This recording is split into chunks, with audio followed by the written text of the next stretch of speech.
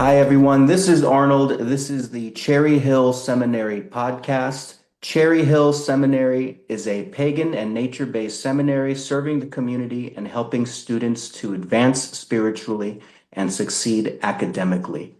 For more information on the programs offered by Cherry Hill Seminary, please visit cherryhillseminary.org/academics. And our guest on the episode today is Liz Watkin. Um, Liz, why don't you, and she is joining us from the UK, so there's a bit of a time difference in our interview. Liz, why don't you tell us about yourself, where you're calling from, and some background on your pagan or spiritual identity. Sure, yeah. And thank you for having me. This is really exciting. Yeah, I have been a pagan on and off since I was about 17. I started the first pagan society at my university, which was the University of Wales in Aberystwyth. More recently, in the last sort of 10 years or so, I've been far more active. I had been living in Western North Carolina up until June of 2025, and I'd been there for 14 years. And in that time, I was pretty active in my pagan community locally with our local CUPS group, which is the Covenant of Unitarian Universalist Pagans, as well as doing public rituals that I had arranged and local classes. I eventually found out about Cherry Hill and got in touch to become I think I was originally a volunteer, and then I did get some paid work with Cherry Hill, and that was during COVID, so I think it was around 2020. And I've been involved with them in various capacities ever since. I've been a teacher, I've been a student, I've done voluntary work with them. They've been a really important part of my life for the last 5 years. Very appreciative of that community. And as I said, in 2025, I've moved back to the United Kingdom. I'm now in North Staffordshire, which is where I was originally from and was where I started my pagan journey. Very lucky to be here in a place that has a lot of pagan history around, and yeah, that's basically it, really. And yeah, that's my journey so far. I don't follow a particular tradition as such. I definitely have a lot of interest in folk witchcraft, which I learned a lot about when I was in Western North Carolina, and I do still appreciate that, but I'm a bit more broad now, and kind of partly due to the location, I'm a bit more kind of fluid with my pagan practice. Hmm. Very interesting. Thank you so much, and yeah, thank you for being on the program. Um, I'm curious, what was it that prompted you to go back to the UK? I mean, was it personal, or was there a professional decision? It was a mixture of things. We talked about coming back to the UK for several years for different personal reasons. I've got a large family here, Mm. and my father is in his 80s now, and so we had talked about coming back for a while, for several years, and then we were in the midst of Hurricane Helene, and my husband had been working for Manor Food Bank, which got a lot of uh, national coverage after the hurricane because it's one of the largest food bank organizations in Western North Carolina, and they are a disaster relief organization. And after Hurricane Helene, my husband got very really burnt out on that work. He was working huge hours. It was and the shock and the aftermath of Hurricane Helene was really raw for us. We were very fortunate we didn't lose our house or anything like that, but certainly Asheville was changed so quickly in that time. So there was partly that, and my husband wanted to take a break and just kind of reassess what he wanted to do.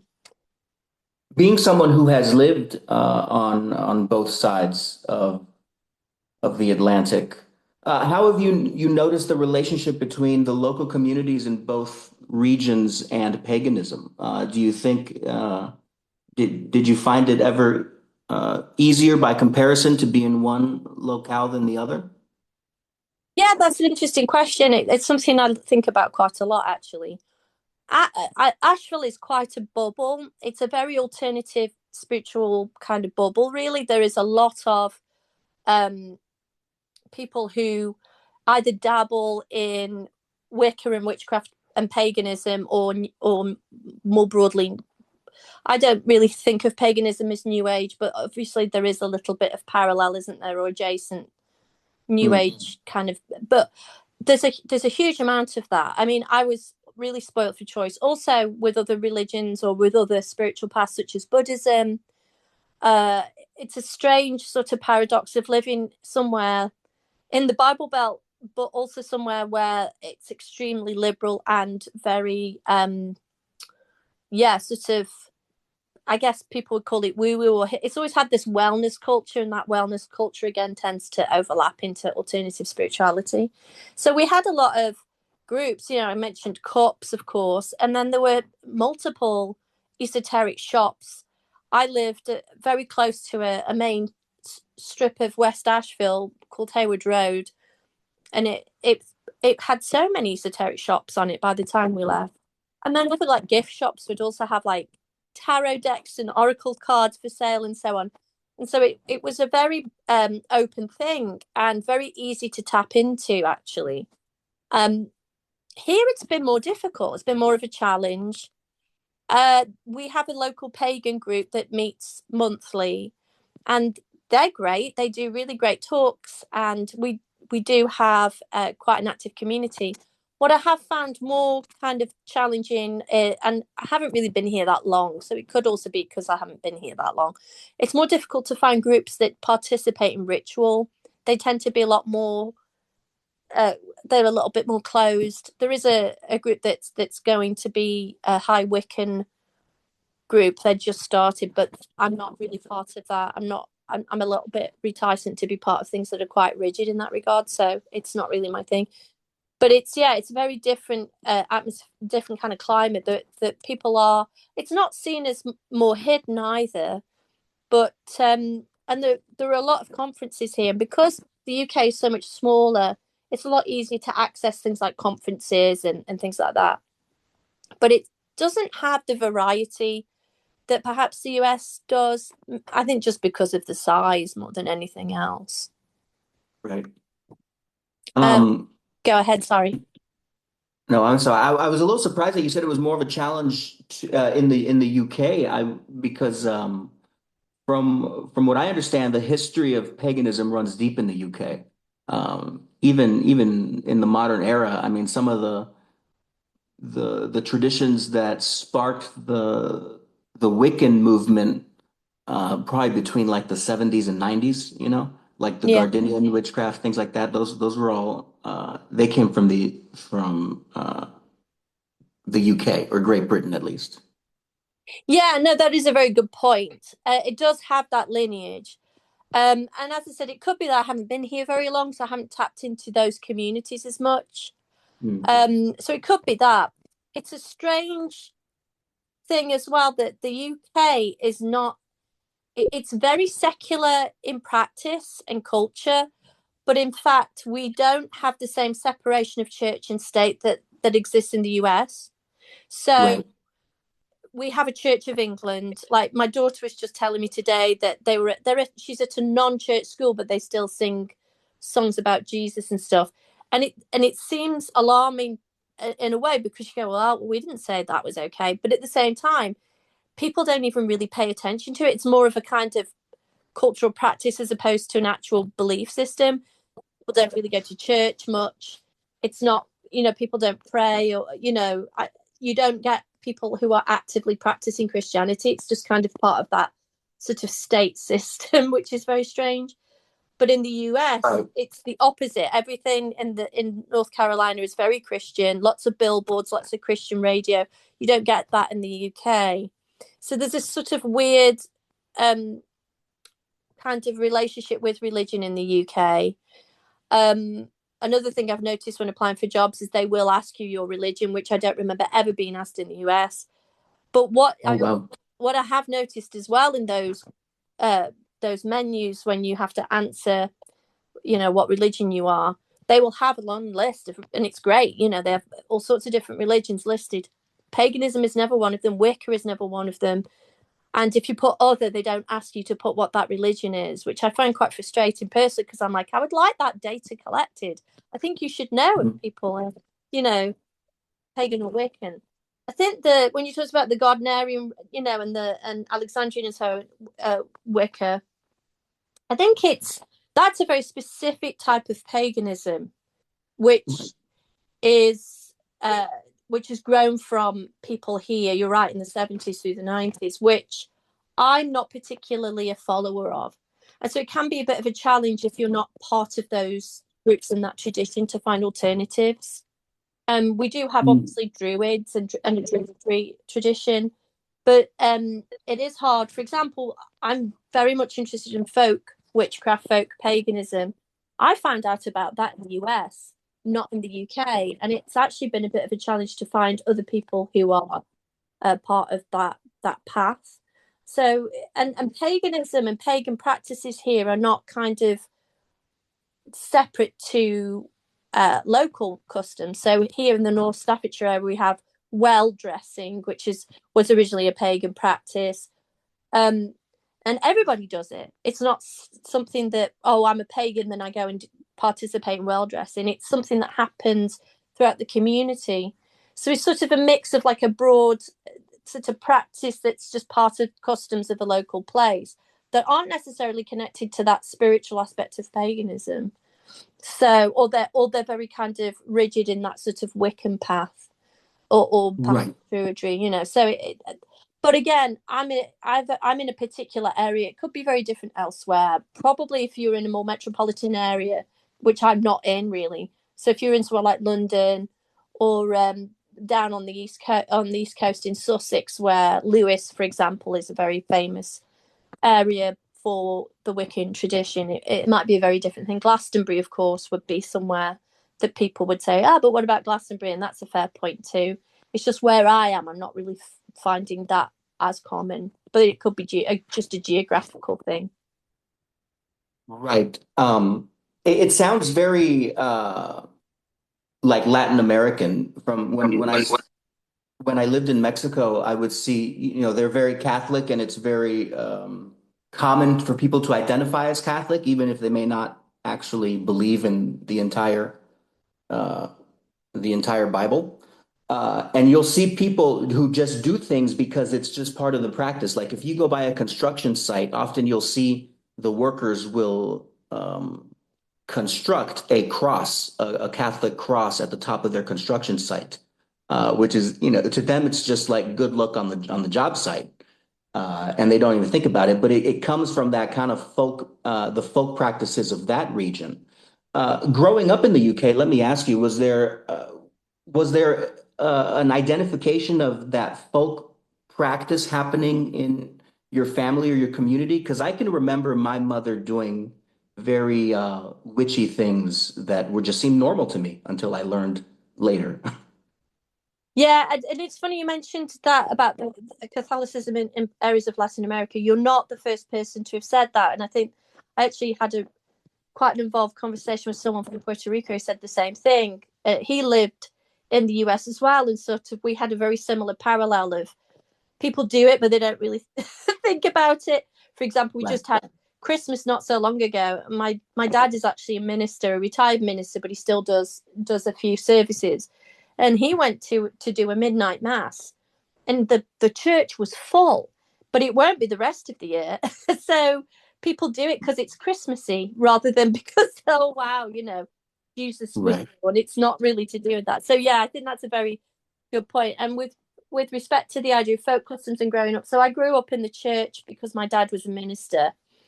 But he is and was a very progressive Anglican minister, and he was actually the one that used to say to me, these are all customs that predate Christianity. These are pagan things.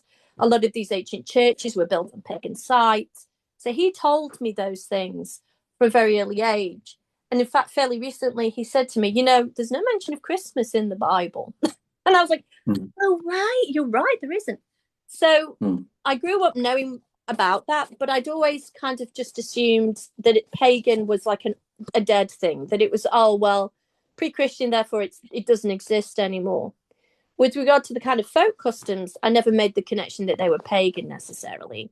But even if I had, I don't know that I would have been aware that it meant that people were actively pagans. I mean, as I said, a lot of those folk customs, everybody does them, you know, they're not necessarily pagans.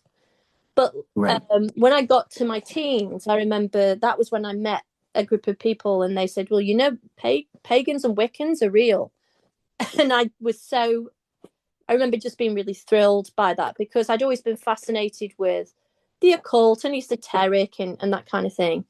And to find out that this was something that actually was real, because also I'd read books, and then this is not uncommon in the 90s, you know, you still get this actually, especially in the UK you do, and I think maybe a little bit in the US. You read books that sort of poke fun at occultism or paint it as something that's a bit silly or as something that people who are very misguided do, or more dangerously that it's linked to you know some sort of abusive practices or whatever. So when I met people who said, no, this is actually something that's a legitimate kind of religion's the wrong word, but something that people do believe in and follow or whatever, I was really excited by that. So I was sort of aware of paganism because of my dad, but that was really as far as it went. And I didn't really develop much of an interest in it until I was a teenager, and didn't really make the connection, funnily enough, between the folk customs of the country I'm from and paganism until I went to the United States, which is a sort of strange thing to happen. Um, I lived in the area of the world known as Appalachia, and in Appalachia there are very strong folk customs and healing customs. And I lived Right. through a couple of local practitioners, one being Byron Ballard, the other one being Rebecca Bayer, who are both very heavily into that and incredibly well informed practitioners. Rebecca Bayer is an ethnobotanist, and Byron Ballard has a very long tradition of goddess worship leadership, as well as interest in Appalachian folk traditions that are her traditions. And it was only meeting them that I sort of went, oh, this exists in the UK, and I just never really thought about it. So Now, thank you for sharing that. Let me ask you about your practices more recently. From the introduction that was made between us, there was a mention, and I also saw on your website, there's a mention of your embroidery work. And I believe that crosses both, or it straddles both kind of artistry and paganism. Can you talk about that? yeah. So when I got back into paganism, I was also getting really into art making, just as a hobby, really, just as something as a creative outlet. I've always been a crafter. I've always done a lot of sewing and needlework, particularly since I was about 7 or 8. And then I, prior to COVID, I developed a kind of awareness of how creative practices not only are really important for paganism and for people who are in non organized religion, because we don't have a lot of the ephemera and a lot of the what's the word, artifacts that other religions have. We often have to create our own. We often have to source our own tools and so on. So that then on top of that, there is a requirement to be creative because we don't have a liturgy, we don't have a long heritage, unbroken heritage, I should say, of things like, you know, ritual practices. Of course, some, not to say that some traditions don't have those, but a lot of us don't have that if we're not following a particular rigid tradition. So we often are, pagans are often called upon to be quite creative anyway, because we just don't have those things. We often have to, we have to find ways to express and how to build ritual and so on. So it is a naturally creative thing anyway. But also, I was beginning to feel there was a real connection between that intuitive self that comes out when you do create, that isn't intellectual necessarily. And you could say it's also with visual art as non-verbal, or doesn't rely necessarily on language. So I started to feel there was a real connection between when I did art practice that was also creating this sort of stronger link with the divine. Is sort of my description of it. So I started to do more and more art practice. And then I also started to teach workshops on that, because I felt like that was something that people were really going to be responsive to, partly because I think a lot of people are told they're not creative, or they're not, in inverted commas, good at art, even though they want to do art. But also, I think that if we don't start to really nurture our creative selves, we're not going to tap in so strongly into that kind of intuition that brings us closer to that feeling of the divine. So that was the beginning of it. And then during COVID, I started to pick up embroidery again, which I hadn't done for many years. And obviously a lot of us picked up things during COVID, lots of hobbies and things and interests. And I just realized that this was something I was genuinely obsessed with, and I could do it for hours and hours and hours on end. And then I discovered something called slow stitching and there was a book by a woman called Claire Wellesley Smith, who was a fibre artist here in the UK, and she'd written a book called Slow Stitching.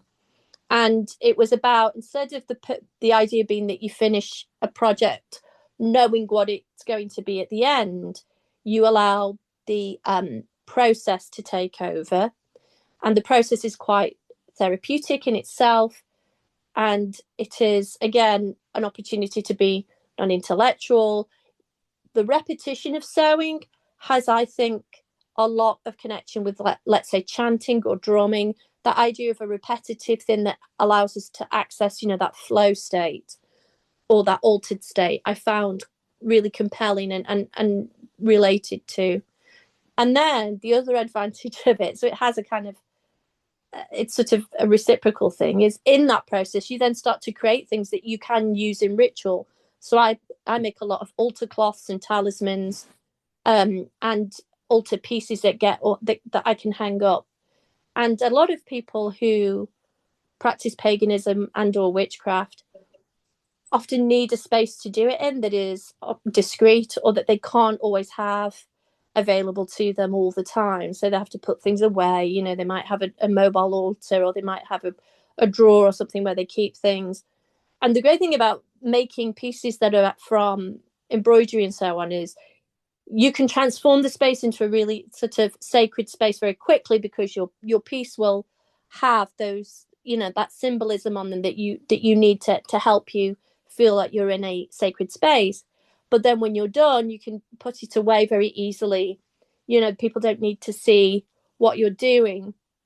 And you can also participate in something that's deeply spiritual, and people will just think you're embroidering. Or just doing a craft. So for people who don't feel they can be very open about their practice, it's quite helpful as well. So sort of all of these is really big advantages to the practice.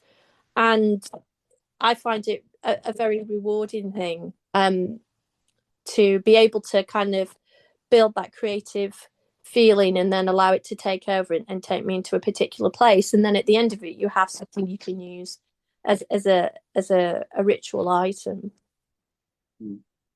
This kind of what would you does this system have a name? This Really system sure. of magic? This system of magic, I'm not really sure that it does. I think I call it fiber art magic. I mean, I think I've heard other people call it that. Fiber art can cover a lot of different practices. For example, crochet or knitting or whatever. So fiber art sort of is an umbrella term anyway. And then, just fiber art or magic, or I sometimes call it contemplative craft. Slow stitching is often kind of thought of as is a general kind of catch-all term for a more meditative type of craft work, but it isn't explicitly pagan at all. So it kind of has, fiber art magic is kind of what I call it, really. But I'm pretty sure I'm not the only one who uses that term. I think I have met people who've used it, but their practice is different.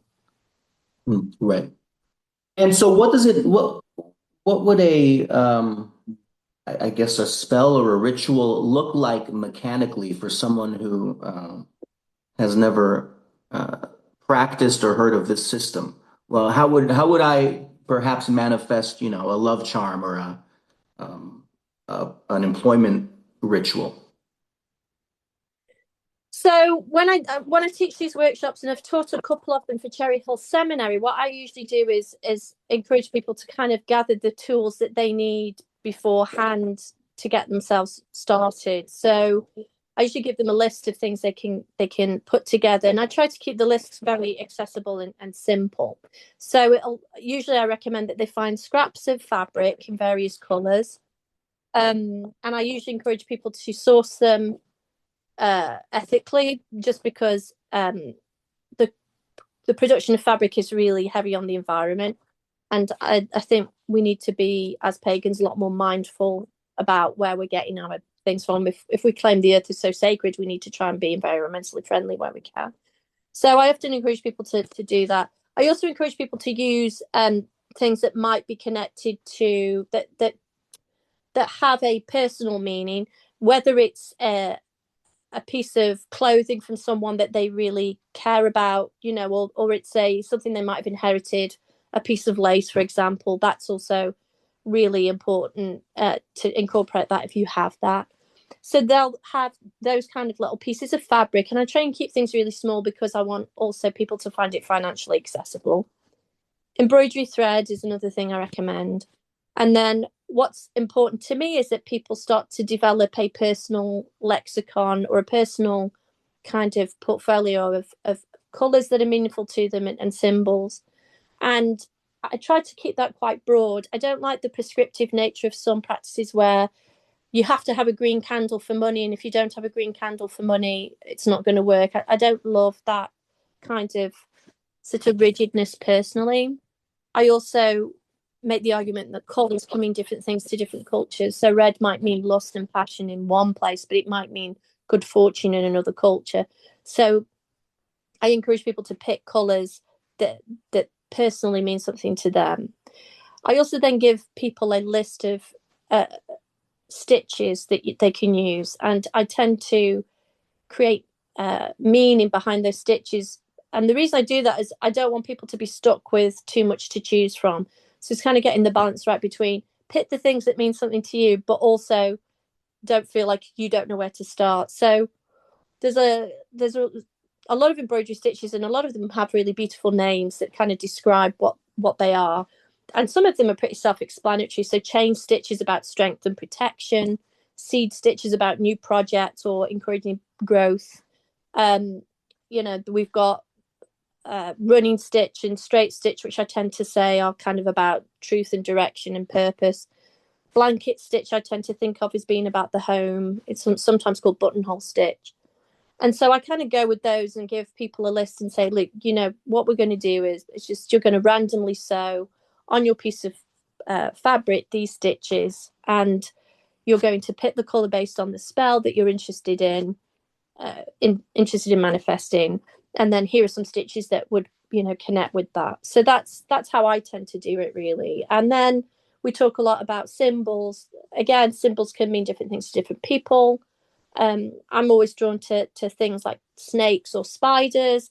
I think also spiders in particular because they are, I think, a kind of fiber art symbol because they make a fabric, they make silk, kind of a silk.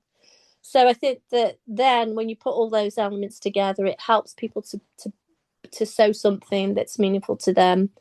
The setup then is also, I try and encourage people to find somewhere where they can actually feel like they're doing something sacred. So ideally, you're not going to sit in front of the TV, but find just a space where you can, at the very minimum, maybe light a candle or burn some incense if possible, and then have an opportunity to kind of do some have some sort of a mindful practice where you clear your mind. And so a lot of it is a little bit of just basic preparation that you would do for any kind of ritual where you want to make sure that you have made yourself aware of being in a sacred or liminal space, and whatever those tools you usually use for that particular type of smoke, for example, or a particular type of lighting, and if you have an altar that you can work at, dress your altar. So it sort of has some similarities with a regular ritual. You're just doing something that's more creative, right, rather than having lots of elements where you might chant or whatever. Though you can also do that while you're doing it, and that's also really powerful. If as you're stitching, you're chanting, that's also a really important or kind of useful way of, building energy around what you want to manifest. And when you practice the fiber art magic, um, when you say you're sewing and stitching, are you like sewing and, or I guess, are you embroidering the symbols into the fabric, or are you like sewing two pieces of something together to bind them? Oh, well, that's a very good question, and you kind of can do either one, and it sort of depends. I've done a mix. I love the idea of kind of two pieces together that bind something. You can also sew a symbol, and I think it sometimes depends on sometimes people want to make talismans for other people, and if they're making them for other people, it sometimes is useful to have a recognizable symbol so that when you give it to that person, they understand what you've given them. I often, just for aesthetics and because it's part of the practice, I do put sort of layers of fabric together. And sometimes it is just free embroidery where you're not really creating a picture, you're just putting pattern down. The reason it's useful to just have something more spontaneous, like putting a pattern down that you don't necessarily know where it's going, is that you're then allowing your intuitive self, and therefore the divine, to work through you and give you a message, which I think is really powerful. You're not in control of it so rigidly. You're kind of opening up and saying, "Look, help me move. Help me move the needle so that I can have this message come through." I've met a lot of people who have artistic practices that talk about being in a trance state when they create things, and also songwriters like Tom Waits talk about kind of what they feel like is an external force coming to them and giving them that sort of inspiration. I guess it's what we used to call the muse. And so it's sort of deciding how you want to go with that. It is a natural inclination, especially for people who are new to the process, to want to have a pre-planned idea, and they'll often map things out with a pencil and so on. It's more difficult for them to let that control go. And I really encourage that they try and do things spontaneously, partly for that kind of feeling of spontaneity and opening up that channel, but also because we have this real kind of preoccupation with perfection that really needs to be, in my opinion, thrown away. I think we need to start normalizing perfection as a genuinely negative thing. I think people are made to feel very inadequate because of it. I think perfectionism is quite boring if everything looked the same. And so the idea that you make mistakes in the work, in my opinion, there aren't any mistakes. And so when people say, "Oh, I did that wrong," I'll say, "You didn't do it wrong. That's kind of just, you're being guided to do it that way." So it's sort of kind of a balance between encouraging people to use symbols if they really want to use symbols, but also trying to encourage them to just let the sewing take over.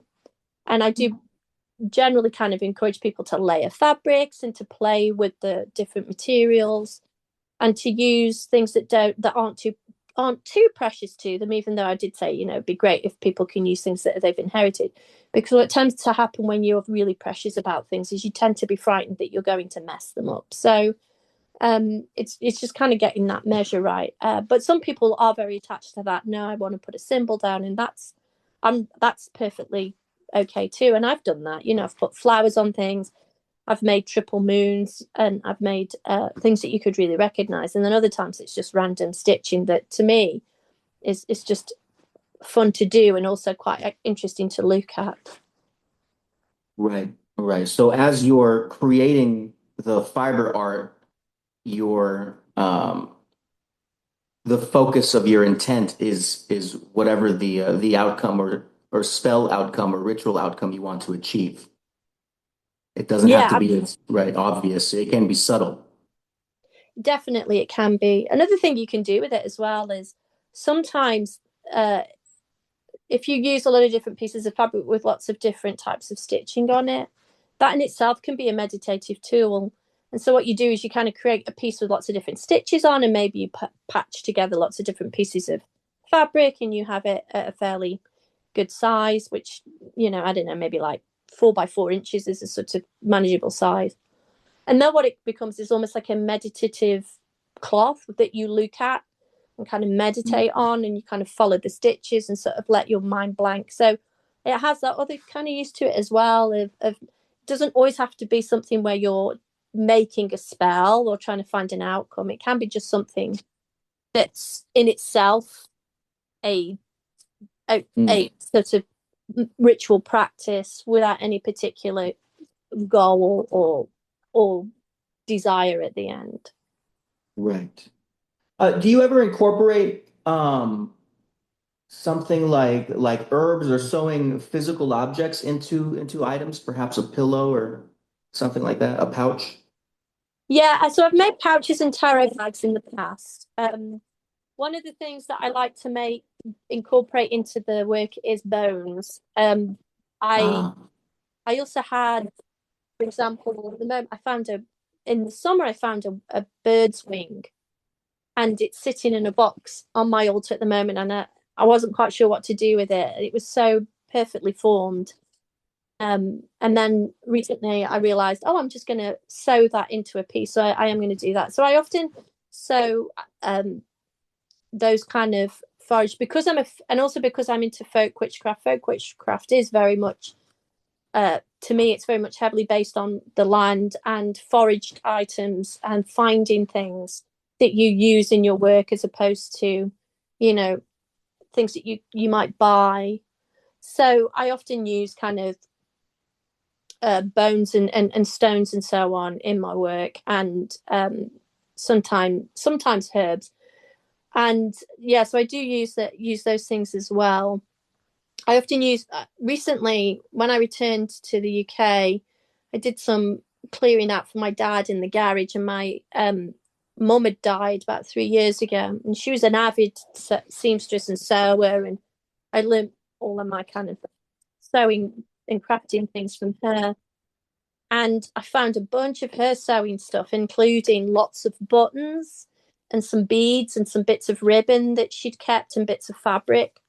And so those buttons, I actually created like some flags that I put in my ritual area, and they've got sewn into them. They're sort of symbols, so they've got the symbols of the elements on them and that sort of thing. And they've also got these buttons that my mum left me, and they're sewn into those as well. So I often use sort of beads and things like that. She loved costume jewelry, so I often use her old costume jewelry as well, like her earrings and stuff, and sew those into pieces as well. yeah, that's wonderful. Again, from the experience on my side, in Latin America, that relationship between the culture and death is very close. Mm-hmm.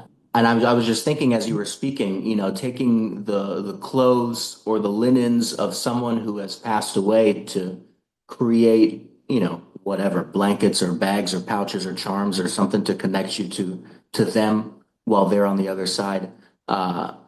I like the fact that this type of practice is so, I suppose, agnostic. It sounds like anybody could practice or fiber art Yeah, witchcraft. and I mean, I think that's really interesting about that connection with death and sort of ancestor veneration. And I mean, none of this is really new, is it? Because as we know from other cultures, and not other cultures, the cultures we've grown up in, like here in the UK and in the US as well. The idea of using things like quilting and Mm. embroidery as ways of remembering people. Or, for example, in Christian culture, you often will find samplers that have prayers on them that people would hang in their houses, that they then embellished. They had, and the idea was that they were to show piety, but also to show the the the artist's skill. So they had to show they wanted to show as many different stitches that they could. That's why they were called samplers. So that's a very it's deeply ingrained in many different cultures. It's not using it as a spiritual thing isn't necessarily new.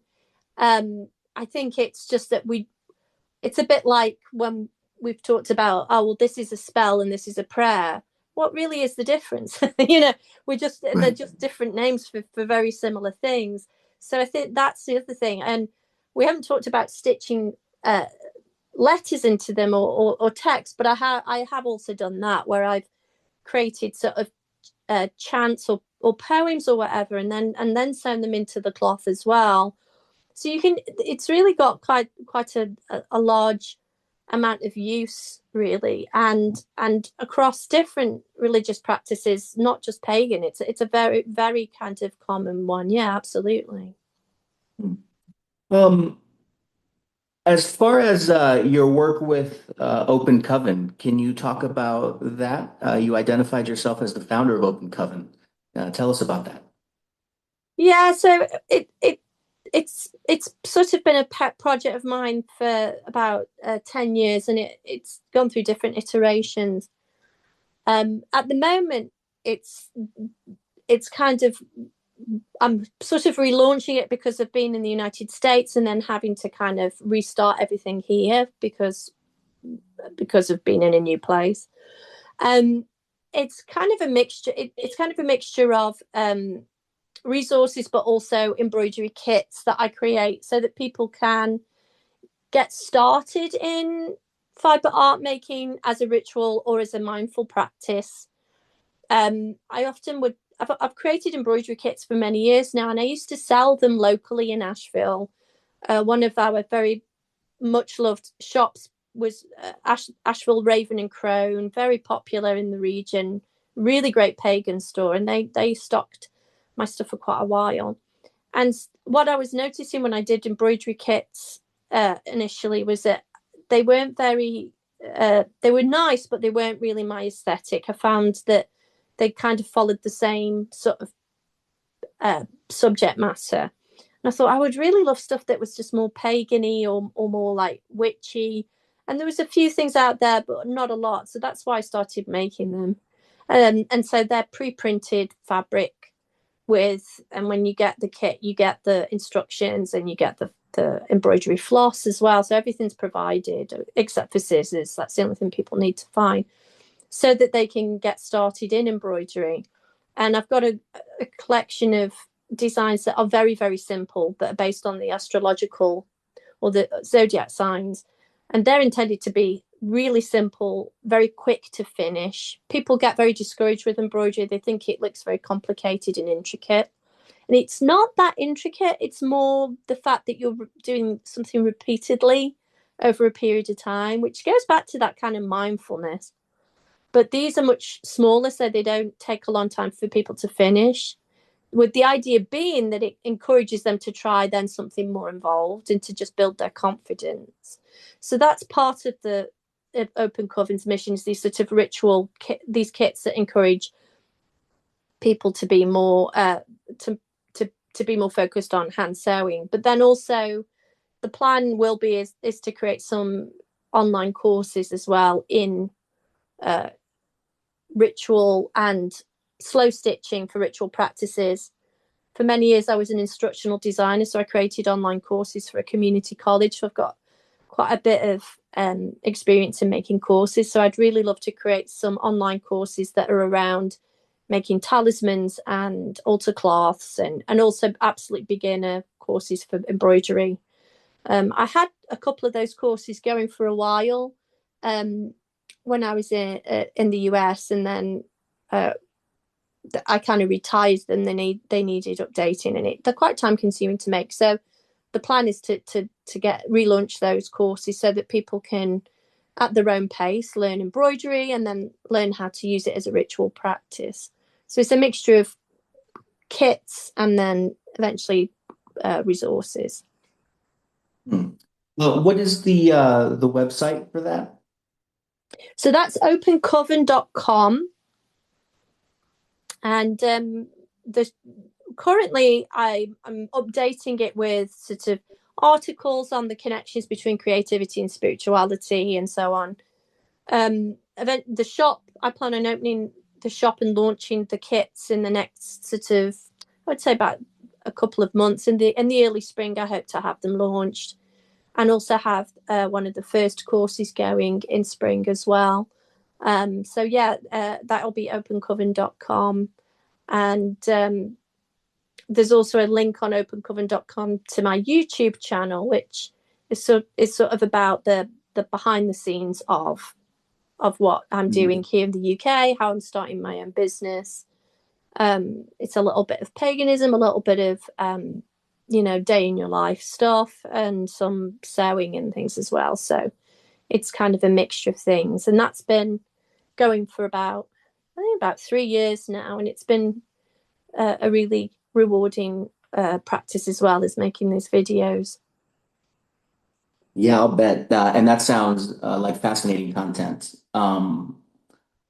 The Usually I ask the guests about their relationship with Cherry Hill at the beginning, but we just kind of got into the conversation. But before we wrap up, can you tell us about your you had mentioned that you are a community minister certificate grad, but then also a mentor. Are you still active as a mentor? Yeah, so the community ministry certificate is I can't say enough good about it. I absolutely loved the course. It's 13 months long, and it's kind of, I mean, it's called a ministry certificate, so obviously the presumption is that people are going to go into ministry. But I would say, and I think Cherry Hill probably says this as well when they describe it on their website, is it doesn't have to be people who are actively looking to be in ministry. It can also be for people who just want to really deepen their practice of paganism. So I got involved in it because originally I was doing some work for Cherry Hill that involved the administrative side of the community ministry certificate. And because I was doing that administrative work, I wanted to do the course so I could understand better how it ran and everything. And when I did it, I realized it was just this really, really wonderful kind of luxury to delve deep into paganism with very solid scholarship. It's really well designed, in my opinion. I just think it's a great kind of in-depth journey through modern paganism. And when I finished, I wanted to be more, I just wanted to carry on being involved in that. And so I said to Holly Emor, who is the director, could I be a mentor? So basically, when you do the ministry certificate, you agree that every month you will meet with a mentor. And so you complete the work for that month. As I said, it's 13 months long, and each month is a different module or topic that you complete online in the learner management system that they have.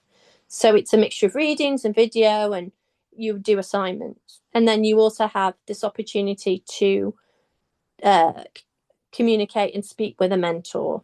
And that is the real nugget of gold, I think, because it's quite unusual there are a lot of witchy courses out there and pagan courses, but I don't know that many of them have that added value of being able to be in personal contact with someone who is involved in ministry, or at least in a pagan community in a really broad sense. So I absolutely loved that opportunity, and so wanted to do that at the end. And basically, when you're a mentor, you meet with your mentee or the student that you've been assigned, and you just basically talk through what they've been learning, anything that might be unclear to them, or something they may not have encountered before. What I've found is that in reality, as a mentor, what I'm doing is really incredibly reciprocal. It's a real two-way street. The people that I've mentored are so they're so insightful. They're so committed to being a person of in ministry in a very kind of open and inclusive way. They're often very careful and aware of not being abusive of that power. They're very, very impressive people. They're working really hard to really make change in the world. And it's incredibly humbling as a mentor to be in touch with these people who have really great kind of goals of making paganism in their particular context inclusive and full of empathy. And yeah, it's a really exciting thing to do, and I absolutely love it. I really enjoy it, and I think that it's a great course even for people who aren't really looking at ministry but really want that opportunity to go in depth into paganism and perhaps can't do a master in divinity or whatever. It's a really kind of accessible way into that scholarship. Right, I agree. I believe you had mentioned you had a few students assigned to you now. Just for the sake of the audience, I mean, without giving too much away, but can you tell us a little background about like the students that you've been assigned to? Kind of what are the different backgrounds they come from? Are they kind of younger students, or are they more mature? Are they employed, or stay-at-home parents? Yeah, so they're kind of a mix. I've had I would say that they're all the ones that I am a mentor to are all employed, and in fact a lot of what they are doing is being informed by the course. So the reason that they're doing the course is because they really want to take the idea of working on a spiritual path further, either through maybe a personal business or through chaplaincy. So they kind of run the gamut in terms of their personal paths. So their personal kind of pagan traditions are very unique to them actually, which is also very enjoyable to be around because you learn so much from people's different practices. So I think that all of the people that I mentor have a very clear goal of kind of wanting to give back to the community with what they're learning. And they're all from different parts of the world. They're not all in the same locale, which can make the time differences kind of a bit hard to work out when, like me, you're not very good at arithmetic. But and they're in different ages, they're in different stages of their own uh, career and their lives as well. Um, when I was in the ministry, I didn't know why I was doing it. I kind of I already had a full time job, and I sort of hoped that maybe this work would inform the work I was doing in a college. And it did. I was able to kind of incorporate a lot of the stuff I had learned in the course in my own professional career. But it was a lot more kind of incidental. Whereas the people that I'm mentoring, they've got very clear kind of no, I want to commit myself to this, which is really exciting. Um, I would say that there's a mixture of real kind of wisdom around spirituality, but not necessarily a massive breadth of knowledge in paganism. But that's not uncommon because I think it's such a massive, broad spectrum of. I mean, I always reluctant to use the word faith, but I prefer the word practices. But there are so many different ways to approach paganism that you could kind of study it your whole life and never kind of learn all of it.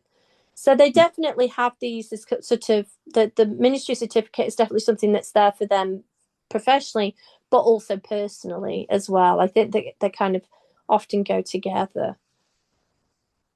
Right. Yeah. And it doesn't the course itself, I believe, is agnostic in that you don't have to be of any particular path to get value from the certificate program. Yeah, that's absolutely true. And in fact, it's encouraged. You are encouraged as a student to explore different traditions. Mm. Um, a lot of the beginning sort of modules are about what is paganism. these are all the different ways that it can be, you know, approached or practiced. So it's a very that's a very kind of clear part of the course, is saying there's more than one way to approach this, which I think is really important.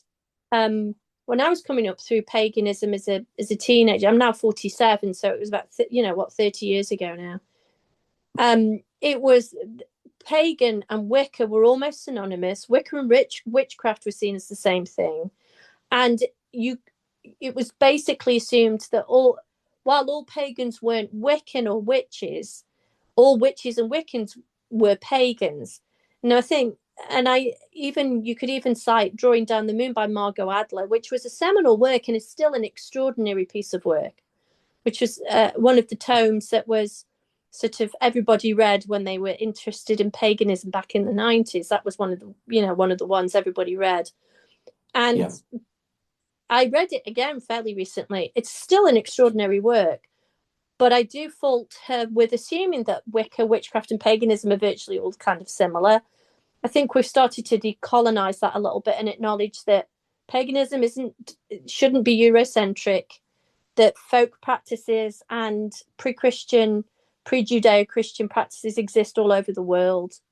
There's also, I think, a really important thing to address in terms of witchcraft, and the practice of magic is not, shouldn't be franchised by paganism. There are people out there who kind of cross over into different religious paths who consider themselves witches. So we've really started to break down that kind of notion of those things being the only kind of legitimate paths. And I think that's really important to acknowledge that we do have there is a vast cultural heritage across the planet of pre-Christian magical practices. Obviously, shamanism is considered the oldest religious practice or religion in the world, and a lot is misunderstood about that, about shamanism, but that obviously predates Christianity, and those practices happened, in many different cultures that couldn't possibly have influenced each other back then. So it's really important that we do that, and I think Cherry Hill is doing a really good job of kind of addressing that. That we shouldn't just assume that it was invented, in Europe in the 1900s.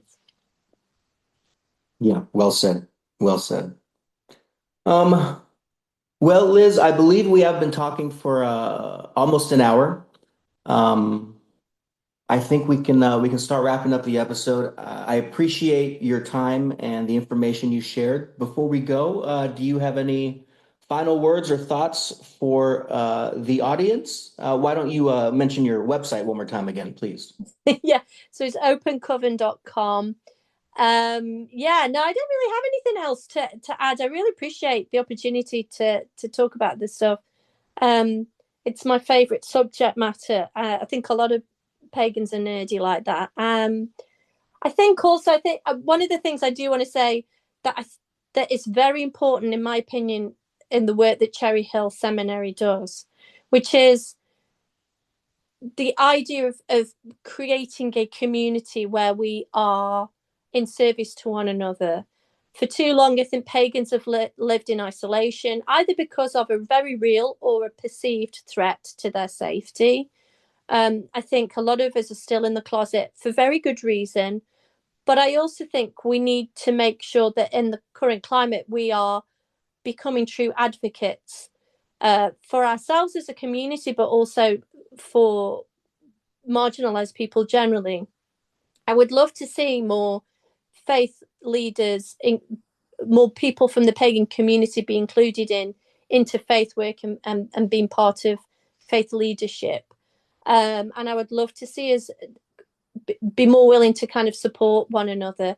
All the pagans I've met have been really wonderful, but I do think we struggle sometimes as a community to really reach out and acknowledge that there are others out there, and that we could really be strong as a group. If we don't all have to agree on every single thing, or we don't all have to agree on the paths that we're on, but it is sometimes really sad to feel that so many people are hiding their paganism. And if there are those of us like myself who are in a privileged position to feel safe sharing their paganism, I think we should be doing that to sort of go, we should be we are a legitimate group. Yeah. Well said again. Thank you very much. Liz, thank you again for joining me. For the audience, thank you all for listening to our conversation. If you found the episode that you just listened to be of value, please consider making a donation to Cherry Hill Seminary at cherryhillseminary.org. And if you are interested in any of the degrees, certificates, or classes that the seminary offers, please check out the offerings at cherryhillseminary.org/academics. Thanks again for listening. Until next time, everybody. Bye.